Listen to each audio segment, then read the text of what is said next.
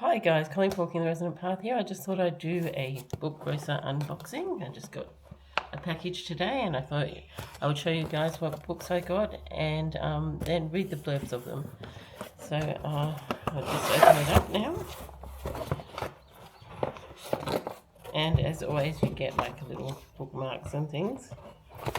Okay, so the first one to come out is The Library of Second Chances. And that is by Molly Reed. So it says, how does a girl with her head permanently stuck in a book look beyond stories and start over? Chloe's life feels like a book with a missing chapter. Stuck in a rut and back in her quiet hometown of Wellbridge, Chloe finds that she has traded big city dreams for her childhood bedroom, working at the local library and hiding behind the pages of her favourite books. But one stormy night when she seeks refuge in the library after a disastrous date, everything changes. Under the watchful eye of Mrs. Cook, the warm-hearted head librarian who seems to know more than she lets on, and Clementine, the library's whisker-twitching cat, Chloe discovers that the library seems to hold more than stories. Here books glow with secrets, characters leap from pages, and the shelves hum with enchantment. More importantly, it has an ability to nudge people toward what they need most, whether it's healing, hope, or a second chance. But is there more to the library's magic? Chloe must accept that she needs to face her past and learn that sometimes the right book or the right person can rewrite your entire story.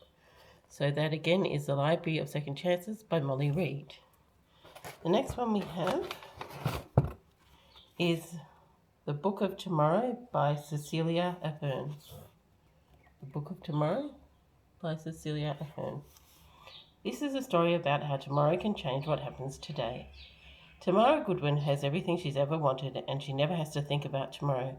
But suddenly her world is turned upside down and she has to leave her glamorous city life for a new one in the country. However, Tamara is soon lonely and longing to return home. Then a travelling library arrives in a village, bringing with it a mysterious leather-bound book locked with a golden clasp and padlock. What Tamara discovers within its pages takes her breath away and everything starts to change in the most unexpected ways. So that is The Book of Tomorrow by Cecilia Ahern. Okay, and the next book we have is Odd One Out by Monica McInerney. There we go. And it says, Sylvie has always been the odd one out in her family. Her mother is a celebrated artist known for her bohemian lifestyle. Her father's long estranged from the family, is a respected poet and academic. Sylvie's two beautiful sisters and her big brother are also making their way in the design world. Sylvie has an artistic bone in her body. On the verge of turning 30, back living in the family home in Sydney and working for her mothers and sisters, she feels stuck in a major rut. Then her brother Sebastian steps in with a rescue plan. He offers her a room in Melbourne in his apartment for as long as she likes on one condition. In an updated version of treasure hunting game they play as children, she has to follow his instructions and go exploring the city. Within days she's doing everything she's never done before, going to places she's never been and beginning to think of ideas for a new career. She's also getting to know a very lovely man. Life is looking up. Then Sebastian reveals one final challenge. So that is Odd One Out by Monica McInerney. And then we have Last Tango in Toulouse by Mary Moody. Last Tango in Toulouse by Mary Moody. There it is.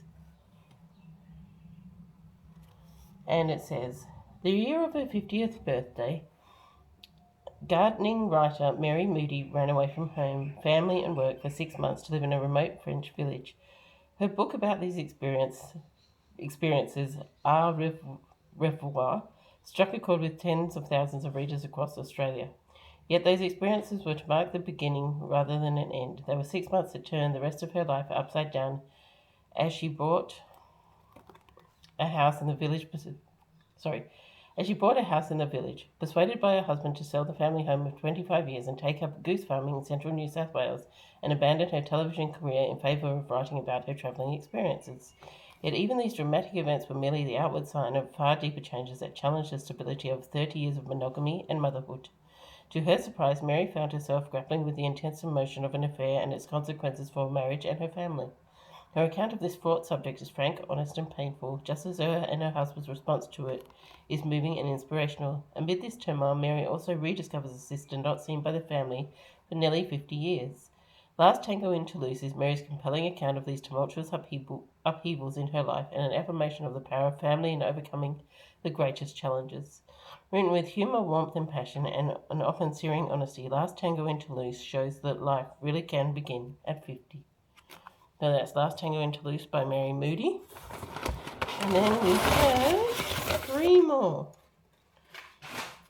And the next one is The Sea Maiden's Odyssey by Burley Doherty and Tasman Roswell. So that's The Sea Maiden Odyssey by Burley Doherty and Tasman Roswell. And that's the cover. And it says, Marion would never forget the day her sister Janiyah was stolen. Marissa began. It haunted her like a ghostly shark shadow, never leaving her. A strange and beautiful sea creature is brought into the marine sanctuary where Sasha works. The sea girl is kept as an exhibit and for scientific research. Sasha wants to know more about her. Are there more of her kind? What sort of community does she come from? Does she have a family? There is a story to be told in exchange for a promise. It is a story of cruelty and grief, of love and longing and pride, the story of Miriam, who makes a traumatic journey from the sea to the land, for defiance for finding her true self, and for the power of sisterhood. So that is The Sea Maiden's Odyssey by Burley Doherty and Tasman Roswell. And then we have 2 more. The next one is Abby's House by Jenny Kane. And there it is. And it says, Newly widowed and barely 30, Abby Carter is desperate to escape the Stepford wives lifestyle that Luke, her late husband, had been so eager for her to live. Abby decided to fulfill a lifelong dream. As a child on holiday in Cornwall, she fell in love with a cottage, the prophetically named Abby's House. Now she's going to see if she can find the place again, relive the happy memories, and even maybe buy a place of her own nearby. On impulse, Abby sets off to Cornwall, where a chance meeting in the village pub brings new friends Beth and Max into her life. Beth, like Abby, has a life-changing decision to make. Max, Beth's best mate, is new to the village. He soon helps Abby track down the house of her dreams, but things aren't quite that simple. There's the complicated life Abby left behind, including her late husband's brother Simon, a man with more than friendship on his mind. Will Abby's house remain a dream, or will the bricks and mortar become a reality? And that's Abby's House by Jenny Kane. That's there. And the final book is Amelia Gray's Fireside Dream by Abby Clements. So there's Amelia Gray's Fireside Dream by Abby Clements. And I'll read it back. Amelia Gray is making over her house, but will she end up making over her whole life? Amelia has a dream, toasting chestnuts by the fire with her husband Jack in their own cosy cottage. Their real life is in another world, a cramped one-bedroom flat in Hackney. But when fate takes a surprising turn, removal vans are soon heading to Kent countryside. Amelia and Jack quickly realise the cottage makeover is a far bigger project than they'd anticipated. On top of that, there's Amelia's new loved-up mum and her tearaway half-sister Mirabelle to contend with, pushing Amelia and Jack's marriage to breaking point. Amelia begins to strip back the wallpaper and fittings in the cottage and discovers the story of its previous owner and a hidden secret. As Amelia's ideas about love and family change, will her fireside dream come true? So that's Amelia Gray's Fireside Dream by Abby Clements. That's the final book. I just thought I'd show you what I got from Book Grocer. I hope you have a glorious day and do whatever resonates within your soul. Bye now.